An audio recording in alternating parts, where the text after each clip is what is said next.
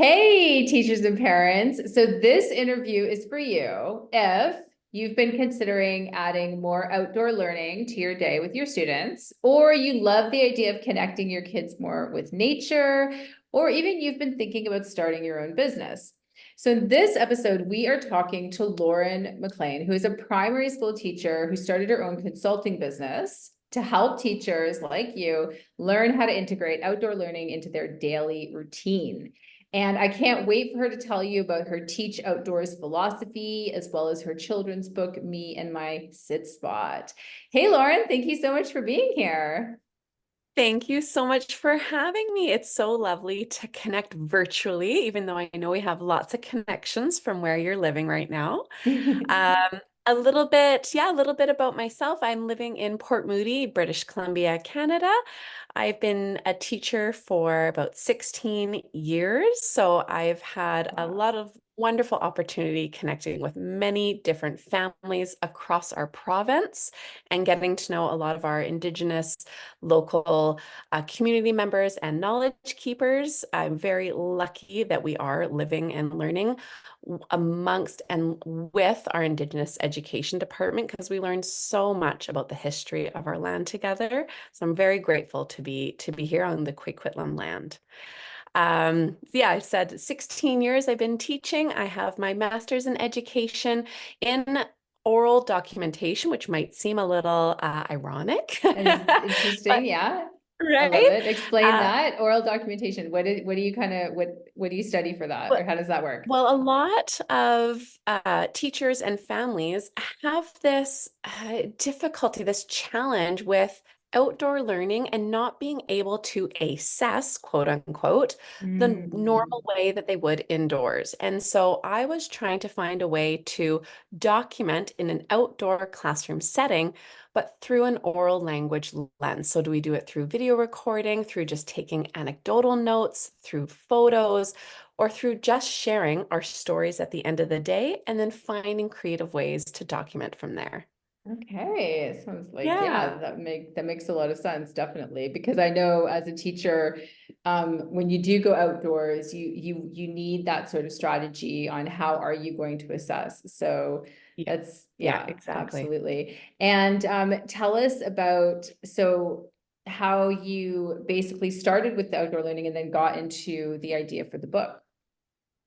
When I was working in a public school system, I was also, as we have to do as young teachers, often have a few jobs. So I was also working on the weekends at a nature school.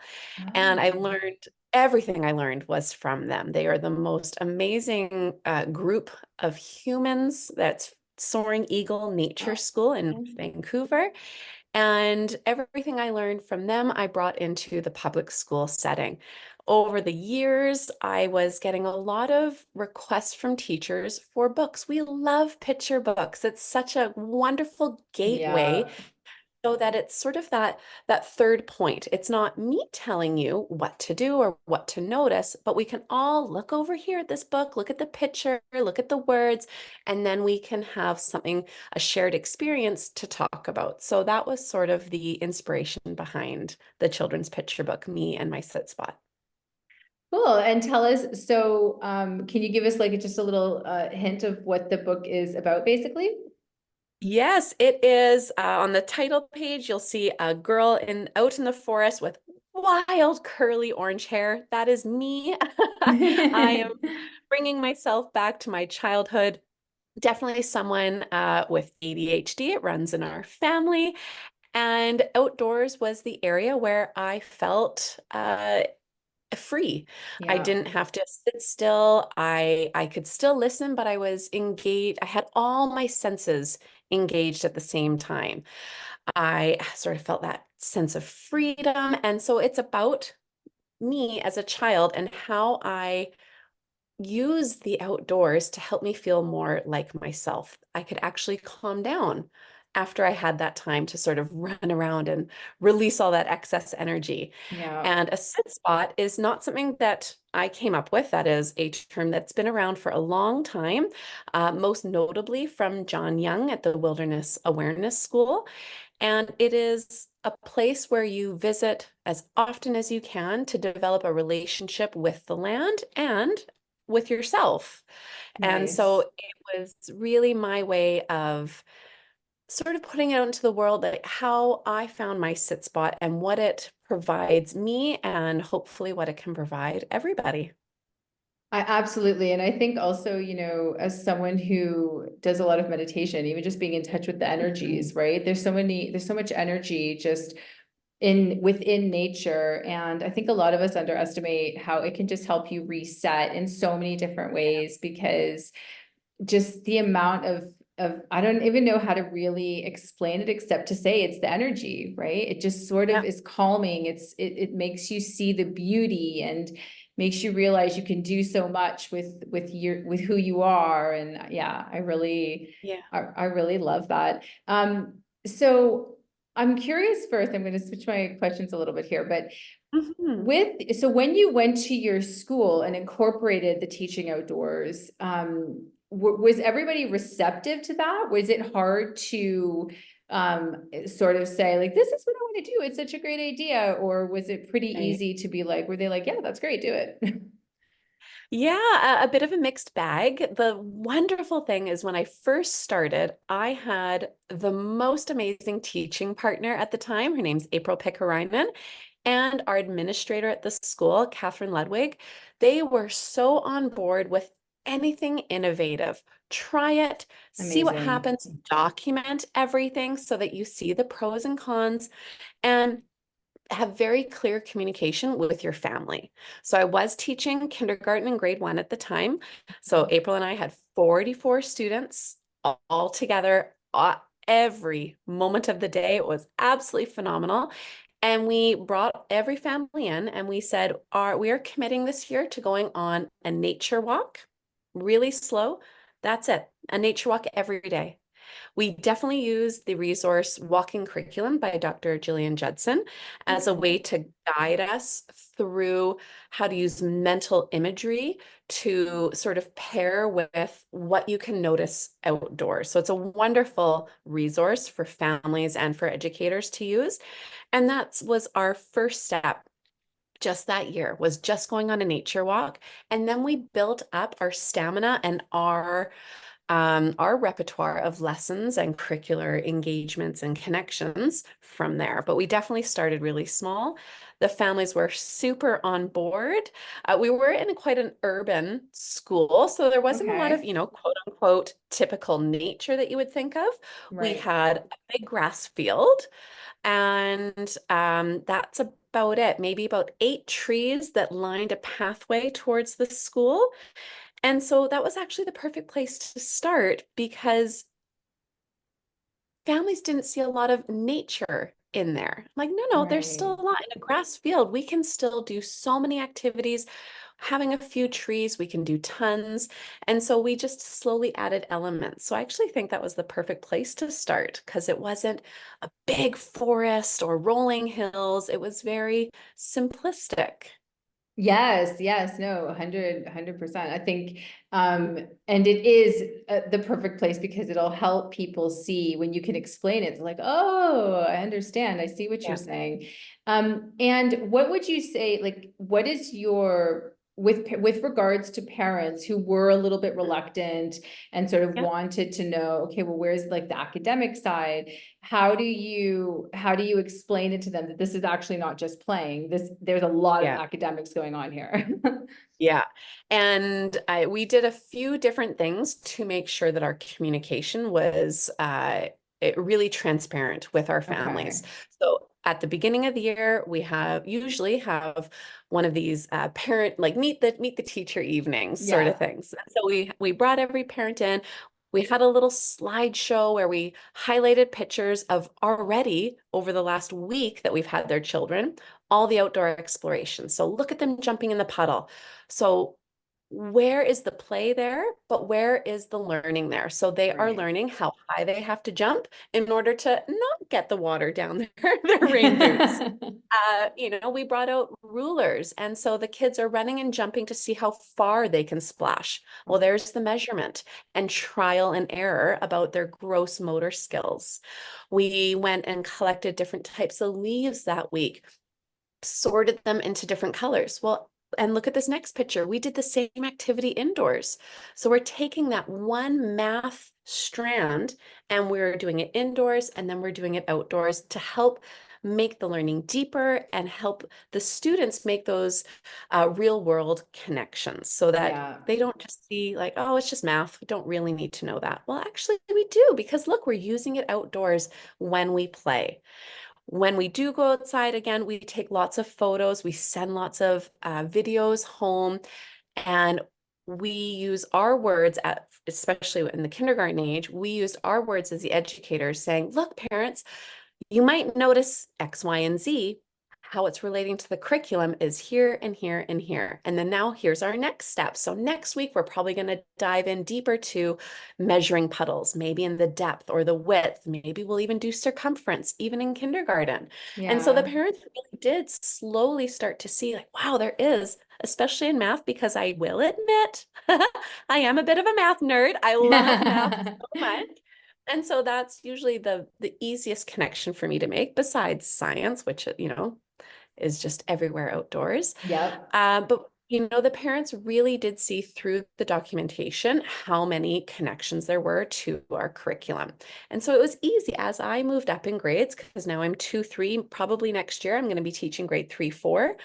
I have so many stories and connections to sort of calm parents down and say, no worries, like, trust me, this is going to be an amazing experience. The more we spend time outside, the easier it is for them to focus when we're back indoors.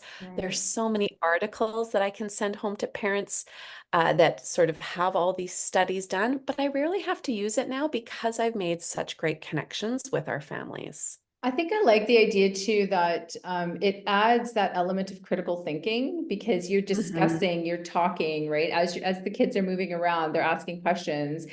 And critical thinking is one of those 21st century skills that a lot of people unfortunately do not have these days. So to start so young with something Mhm. where they have that freedom to ask questions, that freedom to be like, okay, well, what do you think would happen if we did it this way? Oh, okay, let's see, right? It Yeah. definitely, and also builds their communication skills, which again is another 21st century skill.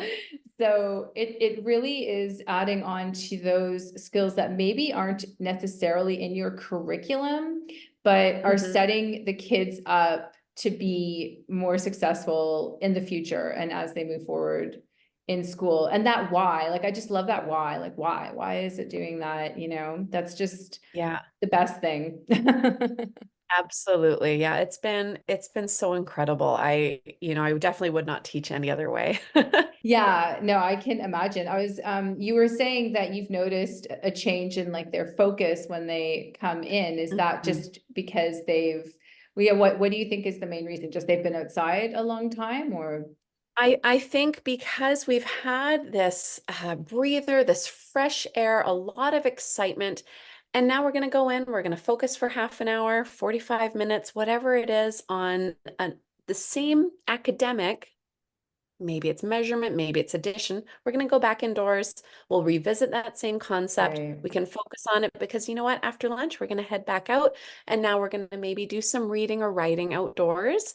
So they get a lot of different learning environments, really flexible environments that supports all the different ways that our learners do learn best. Yeah, amazing. And with regards to their social and emotional development, have you noticed a lot more maybe like empathy, or what have you noticed with with the Yeah. kids? Yeah, we definitely have a very strong focus on social emotional learning indoors and outdoors. We tend to sort of focus on the 5 facets of SEL through the castle.org website. So if Okay. people want to look that up, it is a wealth of knowledge. You will get lost down a rabbit hole of amazingness because it sort of never ends, all the suggestions. So the 5 facets of SEL that they talk about are self-awareness, self-management, social awareness, responsible decision making, Okay. and relationship skills.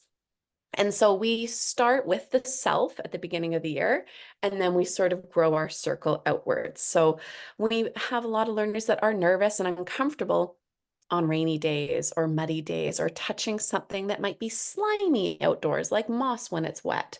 And so we typically start with something like a comfort scavenger hunt. So we're going to go look for all these different things outdoors, and then you're going to rate it. There's 3 different thumbs up, thumbs sideways, or thumbs down by the ant picture. And so Okay. you get to decide how you're feeling that day. It doesn't mean you're always going to be uncomfortable or always going to be comfortable with ants, but that day, that's how I'm feeling.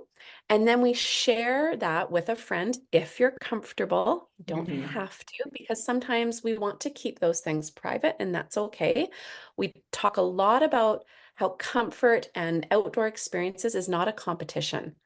I might Right. be really excited to go do this. And if you're not, that's okay. That doesn't mean I'm better and you're worse. It just means we're interested in different things. So we talk a lot about it's not a comparison. One of the books that we use most often to help us with that idea is called What Does It Mean to Be Brave by Kelly Ooh, Shudo. It is I love that. phenomenal. Now she's got a whole series.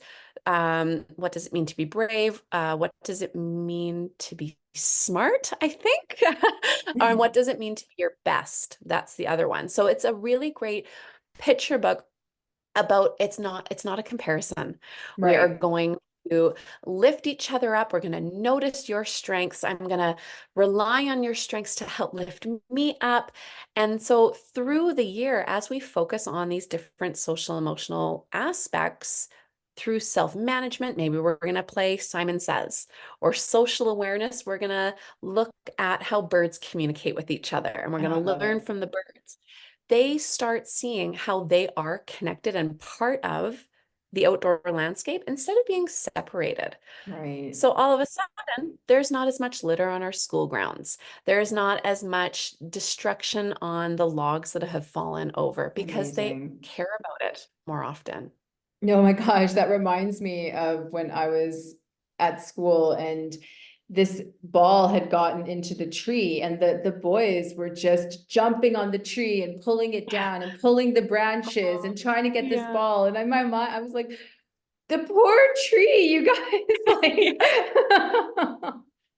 because Yeah. they Yeah. don't see that connection, right? So I think what you're doing is that's so amazing. And so that leads me into sort of the business itself. So was it the book that Mhm. sort of prompted you to say, you know what, I should do this as professional development for teachers and get other teachers on board with this? Or was it like, did that idea come first before the book? Yeah, it's such a good question. And because it was, I mean, it was only 3 years ago, it's almost hard for me to remember. Definitely the book came first. I'm gonna say that with confidence. I Okay. think I was a full-time teacher. I was doing workshops, but it was part of my job at that time. I was a mentoring support teacher, helping teachers implement their math curriculum. Okay. But then I was taking their math curriculum outdoors. So I was mentoring new teachers, experienced teachers, and then a lot of requests came out for a picture book. So when I was on maternity leave with my first child, that's when I wrote my book. Okay. And then the business started to grow from there. So I was getting more and more requests from other school districts. And Nice. so I took 2 days off from my full-time position and started consulting to help basically with almost my quote unquote caseload, I suppose. I was just getting so busy in a great way, but I needed more time in my life to be able to help everybody out. So did you have to go to like your district to get that time off and they Yes, just approved that and but the consulting, that is your own thing, right? Is or right. you're not like hired through the district to do that. That's your own sort of No, yeah. your own So baby. I had to get a temporary part-time leave. And so every year I Okay. can apply for it and I get 2 days off. And then I have on those days, I can focus on whatever it is that I want to. And then the other days I'm back as a regular school district employee. Okay, okay, amazing. Yeah. So what was it? Well, let me ask you this first. Like, what is the Mhm. big picture vision for your business? Yeah, I mean, I think it's because I'm such an extrovert. I am just so keen to meet new people, see how I other love that. schools run, how school districts run, and I want to help them get outside. And if that means with your math goal or your writing goal or your social emotional goal, anything we can do it outside, no matter where you are. I met the most amazing educator in the middle of Canada. And I know there's, when people think of Canada, they think of how cold it is. This area is always cold, and she is Okay. outside every day. They do have to do it in very short stints for safety because they Yeah. will, if they're outside for an hour, they will get frostbite. It is that cold where she comes from, but Wow. they make it work. It is absolutely commendable. So that's sort of my big picture goal. I want to travel, I want to meet new people and help them get outdoors. Absolutely. I think the kids of Canada are going to thank you, are already thanking you, but definitely the more that this amazing idea like spreads, it's just going to, Mhm. I think, really help because I just feel like kids today, they need that exposure to the outside Yeah, to kind of reset. And hence why I love, me absolutely. and my sit spot, because Mhm. it shows kids like you have this option of finding your space Yeah, outside and yeah, it's just for you. It's yeah, okay to just be on your own with your own thoughts sometimes and look at the beauty of what's going on around you or to analyze yeah, whatever you want to do. yeah, exactly. So with starting the business, like for anyone out there who wants to start a business and maybe is a little bit, maybe having some fears, like what are some of the fears or challenges that you had to overcome in the beginning? My biggest thing was organizing my calendar. I was so nervous that if I, gave someone two options for a pro D day and then somebody else asked for options that I would accidentally overlap. So that terrified me is that I would make a organizational calendar error. And bookkeeping. We're public school teachers. I'm not in charge of my own bookkeeping. It's all run Yeah, up at HR. And so now I'm in charge of what does an invoice look like? How do I sign up to pay GST taxes, which, we had to hire an accountant to get that all set up. So that stuff, that nitty gritty stuff yeah. that I do not find exciting, bookkeeping, no thanks. That stuff terrified me. What did you use for your calendar in the end? Like, did you find a program that you liked or I'm embarrassed. I paper copy. a paper I do calendar? Old not school. very old school. Computers and I don't love each other. We definitely speak a different language. I've tried Calendly, Yeah, um, and I really love things on a piece of like on my calendar. I want to flip it open. I want to smell the paper, and write in pencil first, all my options, and then once it's been confirmed, then I rewrite it in pen, a little check mark beside it. I definitely prefer old school. yeah. No, I understand. For me, I started off like I tried a few different calendar programs, and in the end, I wound up going with Google Calendar for my Okay. scheduling. But then I created my own sort of calendar on Google Sheets so that Okay. I can quickly look at it and I can make the blocks bigger if I want. I can quickly write something in if I'm talking to someone. So that was where I went in the end. Yeah, I also struggled, and there are a lot of calendar apps out there, but So many. yeah, Yeah. in the end, that's where I'm at now. It could change possibly, but it's been working for, a few years. So I think it's going to stay. Okay. All right. Well, maybe I'll try it. Yeah. That sounds like a good recommendation. Yeah, I like the Google Sheets as well because I can quickly access it on my phone and Google Calendar as well. So if I'm out, I can access it. So it's a good backup to have.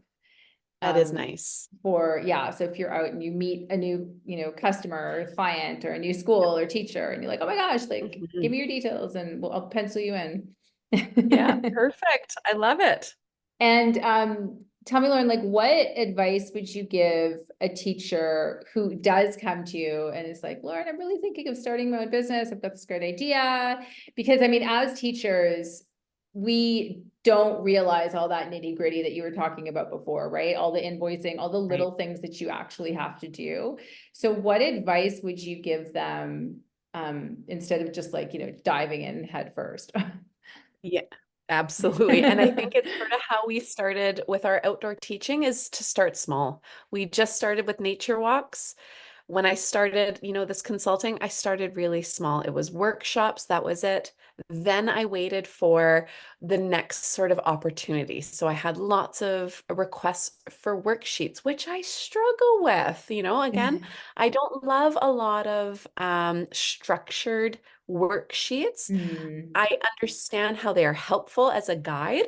And so after a few years of so many requests, then I did start making them, but I didn't at first because I really needed to sit with that and say like, is that actually my goal?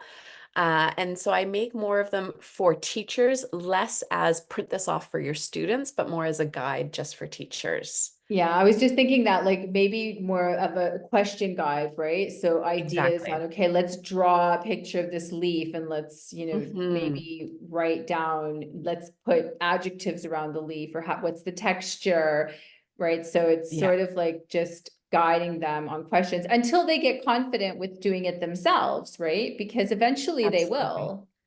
Yep. Yeah. Oh, But yeah, definitely. definitely my advice would be start small. Cool. Yeah. And so I wanted to know if teachers wanted to find you online so they could connect with you and see how they could eventually get this program into their school. Do you do online training at all, or do you only do in-person training at the moment? I do. So I do two different things. Well, I guess maybe even three different things online. I do online author visits. And Okay, so I've done single classrooms. I've also done an entire gymnasium from K to 5 all together. And I talk about the process of writing a book. I read the book and then I give a bunch of different nature games to play as soon as they're done. So I explain the game and then everybody goes outside with their teachers to try to do great. it. I also have this program, I guess. It's called Nature's Path, a year of monthly sparks. And for each month of the year, there's like a 5 to 7 minute video that you would play, like a pre-recorded PowerPoint that you would play either during a staff meeting or Okay. it's being picked up by a lot of parents who are homeschooling. So Yeah, they would listen to it themselves. It talks about the monthly themes, going on a nature walk, a book to read, 4 or 5 different activities related to the curriculum, and then some nature facts. So I would talk about a bird that month or a tree or a plant because people really do want a little bit of, okay, I want to know what that tree is. Not that yeah. you need to know it to go outside, but it is nice to know some fun facts. So I do provide that. And then you get a bunch of different downloads, again, worksheet-ish type things that you can print off to help you connect with nature. And so I do that for every single month of the year. So again, that's called Nature's Path. And then I do have pre-recorded, you know, hour-long presentations that I have recorded Okay, on math or on birds or on amazing. social emotional development. So people can contact me for that through the website, so teachoutdoors.ca, Perfect. or through Instagram, which is also teachoutdoors.ca. Amazing. Oh, as a separate just question before I get into our Yeah. final questions, how did you find marketing yourself on Instagram? Were there any challenges there? Anything that's worked for you? Anything that you would maybe do differently or? Yeah, I'm not sure. I know they keep saying, put yourself on camera. I'm not great at that. I'm not the best photographer. I'm great at being silly. That's part of my personality. But I go through waves with social media. Like I'll take lots of photos, always, if it's my own children, it's always their hands. I still don't put photos of my Yeah, kids' that's good faces though. up yet. Yeah, it's a privacy thing for Yeah. me and my husband. Um, I'm a co-founder of something called the Local Bookshelf. And so we're four authors, old friends that support other authors in the community. And so we're trying to, again, really lift up other authors throughout our province. And so I think one of the things that goes well with marketing is when we talk about other people. It's so much easier to talk about other people Yes. as opposed to focusing on yourself. It's really Yeah. awkward. So Canadian children's authors should definitely contact you then Yes, to definitely. connect Yeah. for sure. Yeah. So you're in the same space there. Yeah. No, I Yeah. understand. I'm also in the process now of building my Instagram because teachers do hang out a lot on Instagram. So I've been Yes. trying out different things and I always like hearing other people's experiences to see kind of what works. And yeah, because I've also got some ideas, but I know what you mean. You have to try different things and then sort of see what Yeah. works best for you and just kind of be consistent. They Yeah, say that the key exactly. is consistency. If you're Hmm. consistent, then that's like Yeah. number one. Cool. Okay, so in terms of personal or professional development, any books you would recommend for our listeners? Yeah, I think I mentioned it at the beginning was the Walking Curriculum book by Dr. Gillian Perfect. Judson. That is my biggest go-to because I think it's a perfect first step and it's a worldwide book. So Yeah. it's hard to have outdoor learning books because so much of outdoor learning is so place specific. Mm, Right? I'm not sure what trees and plants and birds you have in South Africa, but I definitely know in my area up on the mountains, it's even different than what's down at the bottom of the mountain. So context is so difficult when it comes to history yeah. and land. And so this book really is it sort of spans the entire world because it's so beautifully written.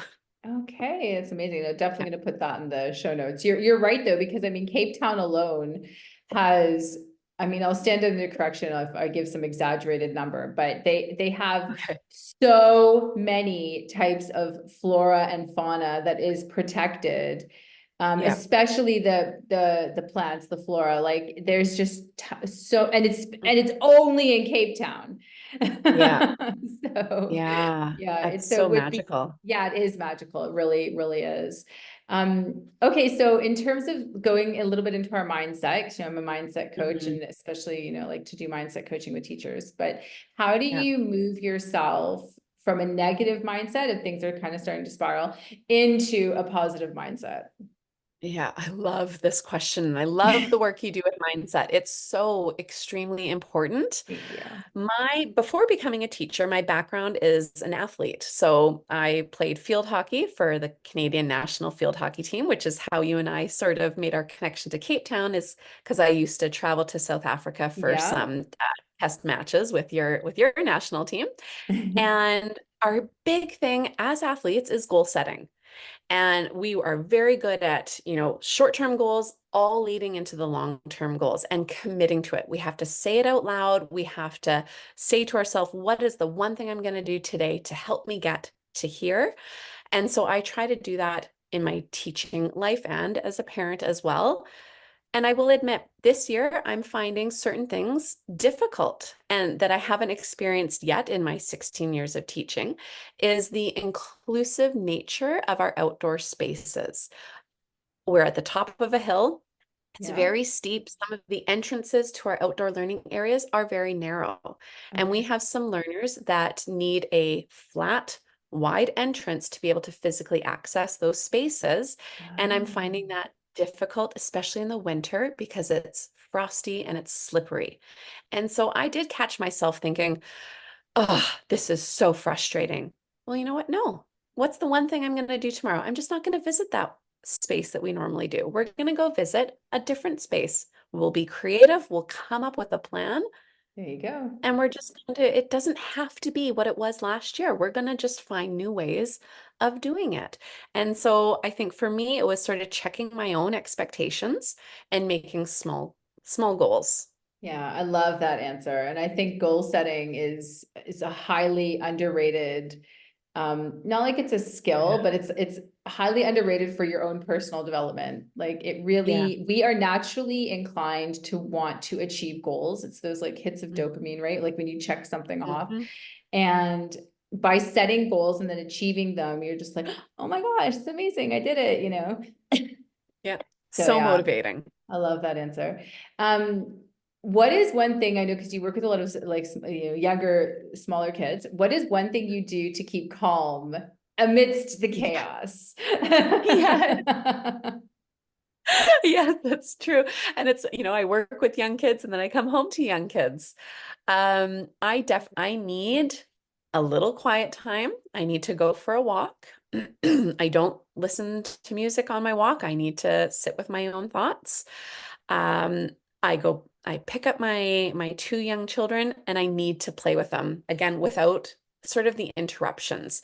I need to sit with them and be present and focused with Hmm. them if we're building Lego, which I find very difficult. I don't have that spatial reasoning building that my son is so good at, but I am there with him. I am Yeah, I learning love how that. Lego connects. And I need coloring time. Now, not drawing time, because I actually find drawing stressful because, again, that spatial awareness. I can't see something in my head and put it on paper, but I Same. love coloring something that my son has drawn, or if it's a coloring page. Now, again, I don't love coloring pages for young kids because I think it does sometimes impede their creativity. But if I'm just coloring just shades, not necessarily in the shape of something, that really helps me sort of calm down after a chaotic day. Nice. I love that. Yeah. That's beautiful, especially the coloring in which your son has drawn. I've never Yeah. thought to do that. That's a really great idea. I Yeah, love he that. draws the trains or he draws little wheels and then I color part of it in and then we sort of trade around. So all four of us are sort of drawing apart. We pass our papers over and we add to everybody's drawings. Oh, so cute. Yeah, it is. Um, so, and last question, Lauren, what three things are you grateful for today? Very much my family. I just feel like I am the luckiest person in the world. I have time to reflect is my next one, is that I've really committed to not being too busy. I need time to sit with things. And that sort of leads me to my third one, which is that I feel like I'm better, not great, but I'm better at balance in life. It's the 1% rule. Like basically, I was listening to a Yeah. podcast the other day, whereas you don't need it to be perfect, but try if you're 1% better than where you were, because that's like a Yeah. goal that you're working towards, then celebrate that win, right? Because every Yeah. time, if you just get that little 1% better, then you're getting better and better. And it Yeah, doesn't, exactly. it doesn't have to be perfect. Nope. Well, Lord, I'm so grateful for you. I love your idea with the outdoor learning. I think it is so incredibly relevant to kids today that are being inundated with with screens and you know and I just really, really feel that if we can get this into all the schools, we will have a lot of much calmer, more Yeah. communicative, socially aware children. So that is definitely in my head. I'll be putting out that energy for you. And yeah, and I Thank just you. really appreciate you for your dedication to like helping teachers, trying to teach in a new way. And yeah, and I just wish you like tons of incredible success and prosperity. Thank you. You are so kind. Thank you so much. This was such a lovely opportunity. Awesome. Have a great day. You too. Great. Yay. Thank you, Perfect. Lauren. That was so great. Thank Yes. you so Oh, much. It was this is so amazing. lovely chatting to you. I'm so Yeah. excited. Did you see my balloons in the middle? I had to like turn off my I did. That reaction. was so funny.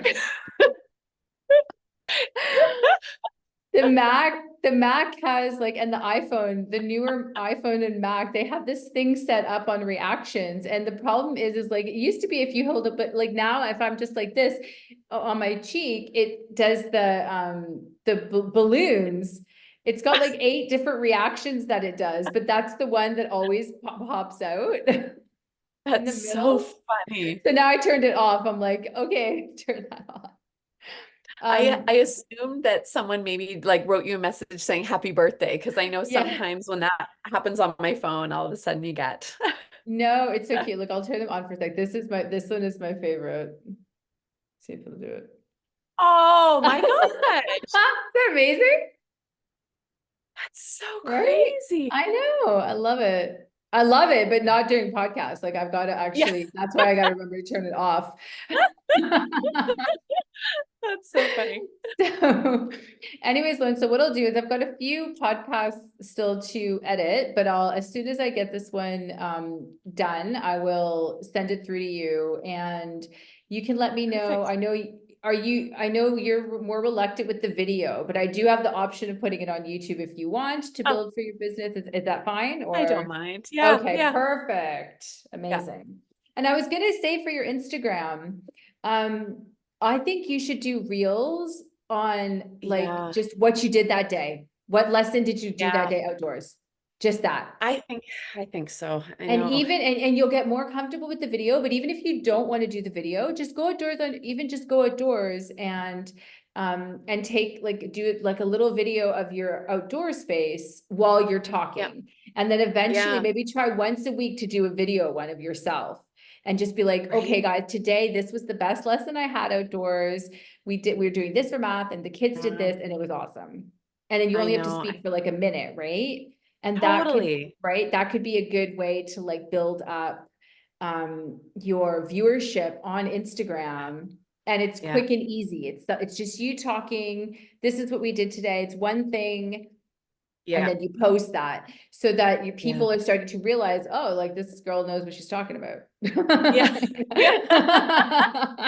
I know. It's, and I need to commit to it. And I need to, the other thing that I need to consider is because I'm a classroom teacher right now for those 3 days, but the school has asked me if I would be an outdoor prep teacher next year. And so Okay. either 1 or 2 days that my job is literally just to pick up kids, take them outside for 40 minutes, and then I get the next group for 40 minutes.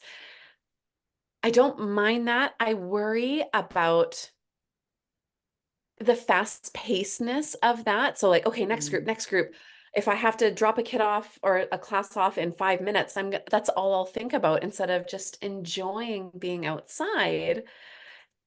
But that is what I want to do. I want to be outside. I hate that it would be for such a short period of time with a group. I would say that if you do go with it, that the teacher needs to bring the kids Yeah, and pick yeah, the kids up.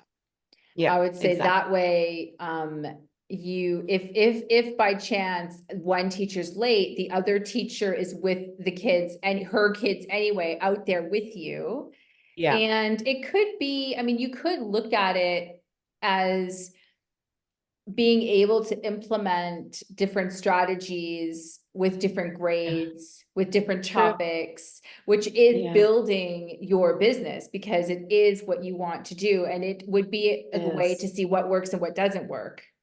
Yeah, yeah, Right? So you it's true. could look at it like that. However, you will not really have a connection with a class as such because you I will have a lot of know. different classes. So you also have to look at what do you want more? Do you want to be that classroom teacher where you have the relationship with your class? I Or know.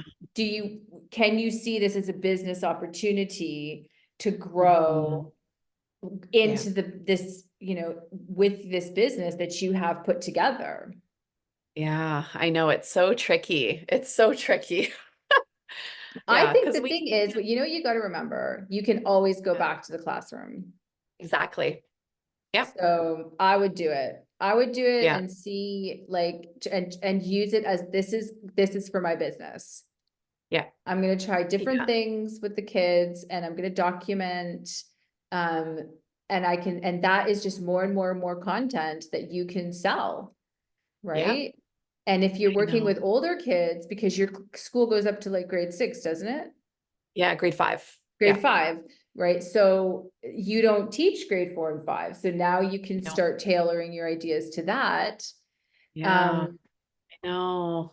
Uh, so I so think many if you're options. going to be a businesswoman, I think I would do it. Just Okay. if there's the fast pacedness of it, be like, okay, you'll have to be prepared because it's 40 minutes, Yep. but make sure that the teacher has to bring them out because you can't be stuck Yep. with like 80 kids out there by yourself. So No. just, and your teachers will do that. I don't think Yeah. they will care. Um, No. Yeah. right. But I would see it as a business opportunity if use it as like your research. You're Yeah. doing research, Yes. you're seeing what Yeah. works, what doesn't work, and then if you want to go back into the classroom the following year, you can. But who Yeah. knows? I mean, maybe you'll have so much online stuff going on, you're running Oh, this whole business. Do you ever want to leave the yeah. classroom, or is that no, you want to I stay? I think I still want to stay connected a little bit because I don't want to lose perspective of what's going Right, on. Also, I mean, my kids are coming to the school, right. and so I want to drop them off. I want to walk them Yeah, home. have that whole experience for sure. But I also have, like, I think next year is going to be a big year. I have another picture book coming out in about 3 months, Amazing. maybe 4 months. And then I've got a, a big book coming out probably in 8 months.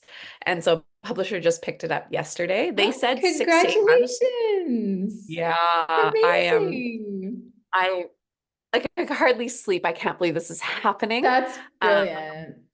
it's gonna be incredible. So I think things are going to really snowball next year. Like this year, it's my first year not teaching full time, and things are busy, like like surprisingly busy. And I think next year is going to be nuts. Yeah. Well, maybe Yeah, it's the universe's way of saying like we support the universe supports you in your business, right? yeah, So you need to take that next step. And it yeah, doesn't mean you have to leave the school. So if you know that for sure that you want to stay yeah, connected, but maybe if your school gives you this opportunity to be more outdoors, which is the yeah, direction you want to go, yeah, um, I would take them up on it. And if it doesn't work, you can go back into the class. It's not like they're going to let you go. Like, exactly. it's a shortage of teachers. Yep, exactly. Totally. Yeah. Yeah, what So, they're not gonna fire me. no, No. exactly. Very true. So Oh, well, thank you yeah. so much again. I'm so excited for you and I mean, I love that you're focusing on mindset with teachers. It's incredible work you're doing. Thank you so much, Lauren. And we'll Yeah. definitely, yeah, we'll keep in touch and we'll do Yep. when your next books come out, we'll do another podcast down the road. Sure. Sounds good. All right, awesome. I hope you have a great day. Chat to you Thank soon. you. I'll You message you too. soon. Bye. Okay. Bye. Bye. Bye.